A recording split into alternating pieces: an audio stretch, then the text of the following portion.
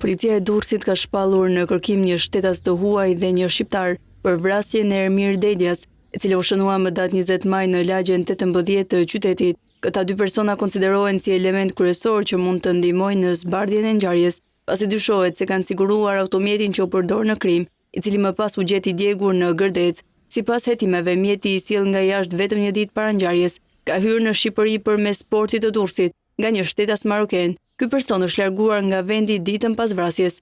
Autoritetet shqiptare janë duke bashkëpunuar me partnerët ndërkombëtar, kryesisht me autoritetet italiane, për të lokalizuar dhe arrestuar shtetasin maroken të dyshuar. Dyshohet se vrasja e Dedjas ka pasur motive akmarrje dhe mund të jetë pjesë e një krimi të mirë organizuar dhe të planifikuar, ku janë përfshirë edhe shtetas të huaj. Gjithashtu në hetim është identifikuar edhe një tjetër person me kombësi shqiptare, i cili gjithashtu është shpallur në kërkim për lidhje me ngjarjen. Ermir Dedja, i cili jetonte prej disa kohësh në Gjermani, dyshohet se ishte përfshirë në aktivitete të paligjshme. Ai dyshohet gjithashtu se ka pasur lidhje me Aldo Avdylajn, Nipi Astrid dhe Altin Avdylajt, të njohur si drejtuesit e një grupi kriminal me bazë në Shijak.